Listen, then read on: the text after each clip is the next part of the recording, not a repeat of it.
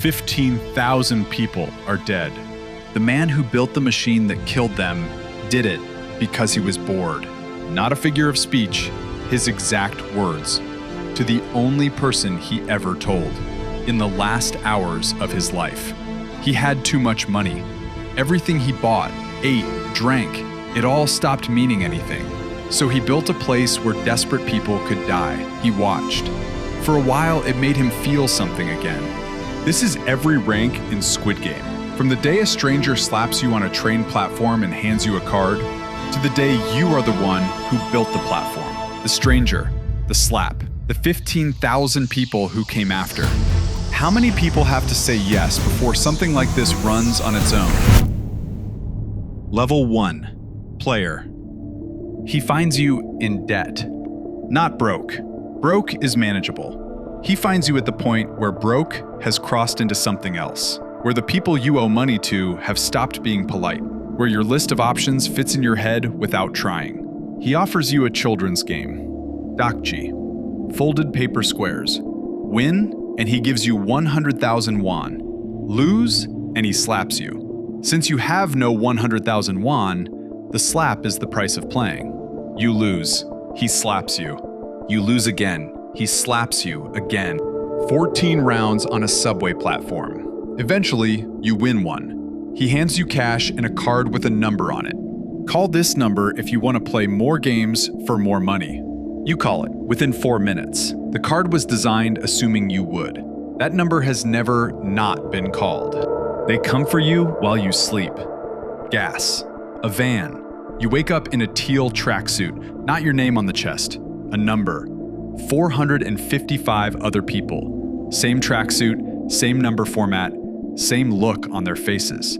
The building around you looks like the inside of a children's television program. Pink corridors, soft lighting, murals in pastel colors that almost look cute. Almost. Something about the scale is wrong. Someone spent real money making a killing floor look like a kindergarten. Then the first game begins. Red light, green light. The giant doll turns. You move. You freeze. You breathe. You stop breathing. You look left. You look right. You press into the ground. You hold a stranger's wrist. You do not move. You do not make a sound. You exist as still as you have ever been. You wait. You count. You wait. You count again. You do not move. You do not move. You do not move. 255 people die in the next 3 minutes. You are not one of them. There's a piggy bank above your dormitory, transparent, suspended from the ceiling. It glows. Every elimination adds 100 million won to the total. You fall asleep staring at a number. It is a count of the dead. You will understand eventually what kind of person builds a room like this. Level 2, Circle, Worker. You received the same card. Same platform, same stranger, same game, same debt. He told you there was more than one way to participate. You did the calculation. You chose staff over player.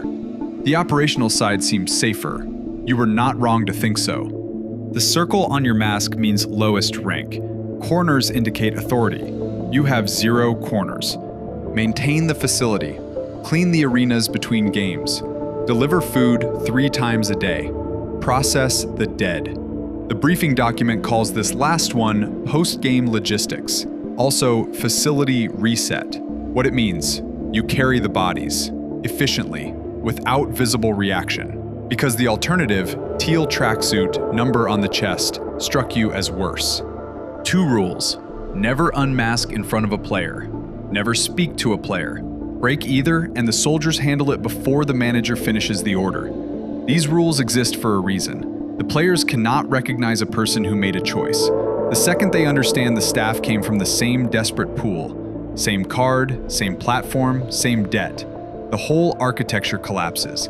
You have to look institutional, unreasonable, something that cannot be argued with. So you do not speak, you do not show your face. You are a pink shape that carries things. That is the complete job.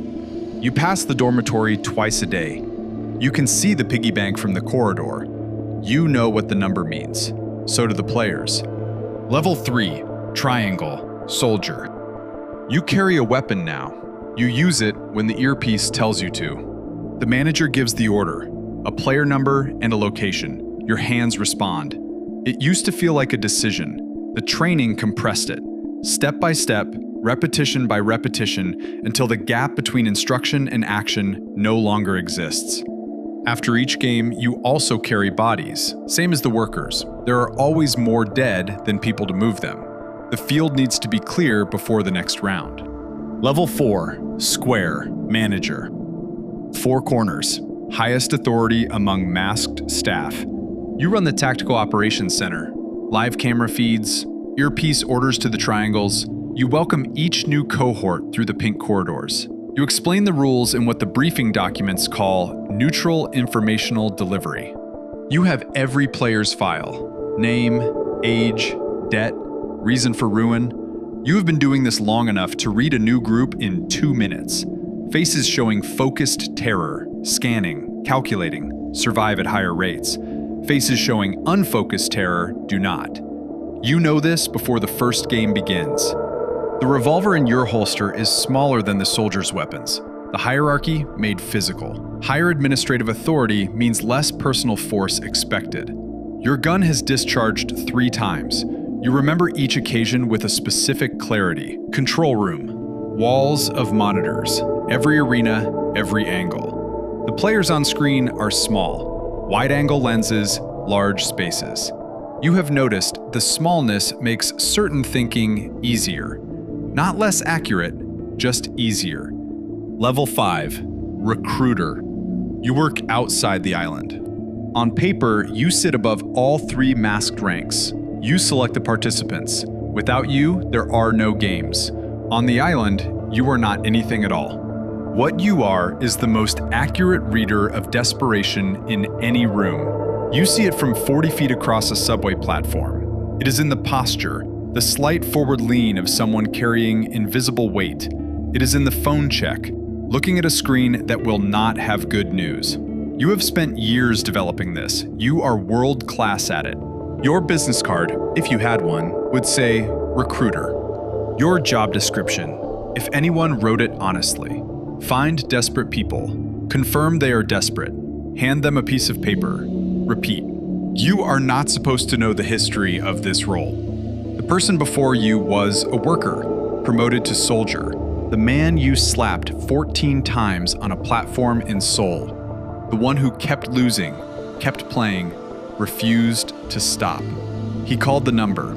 He arrived on the island, played all 6 games, won 45.6 billion won. He spent a year doing nothing with it. Then he called you. He said he wanted to come back and end the games. You are the first person in this entire machine he had to reach.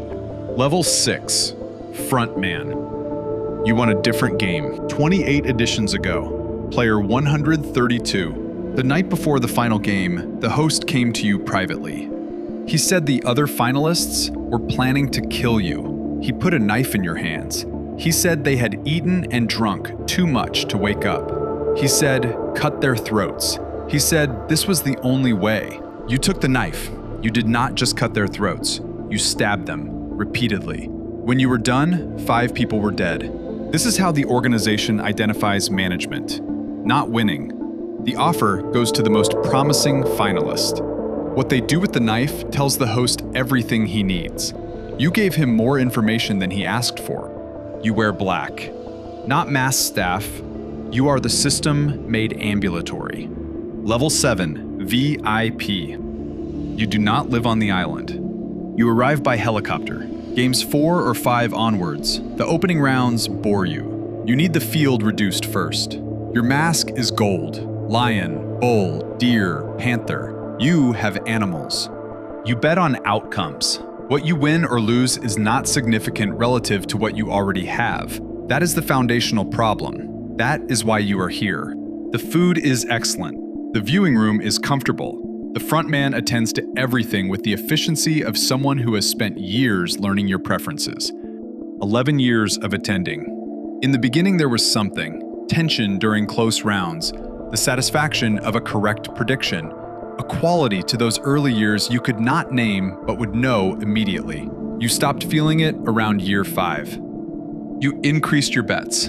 You visited other franchise locations. The Korean edition is the best. You say this to each other the way people discuss restaurants they've visited too many times. You have seen the others. The Korean one is considered the finest vintage. Level 8. Host. You built all of this because you were bored. Not a simplification, the exact reason, stated directly to the only person you ever told in the last hours of your life. Too much money. No matter what you bought, ate, drank, nothing felt like anything. The uncertainty that makes experience real. The possibility things could go badly. Wealth had removed both so completely they no longer existed for you. So you built a place where they existed for other people. You watched. For a while, it worked. Your clients from the financial firm, men who had arrived at the same emptiness by different routes, they became the VIPs. You became the host. The pink corridors, deliberate. Violence lands harder inside something that looks like safety. The teal tracksuits with numbers, deliberate. Identity produces resistance. Anonymity removes it. The consent clause, the right to vote to end the games, deliberate. Watching people choose to stay was more interesting than watching people with no choice. Your player number was 001. One last bet from the bed.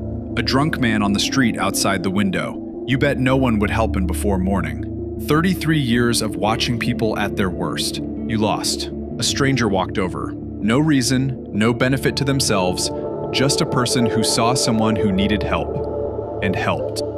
You died having lost. Somewhere in this city, right now, a stranger with a briefcase is crossing a platform toward someone. That person has a debt they cannot repay. Their list of options is very short. They have not been asked yet. They have not read the consent form. In 4 minutes, they will say yes. Of course they will. You built a machine that does not need you anymore.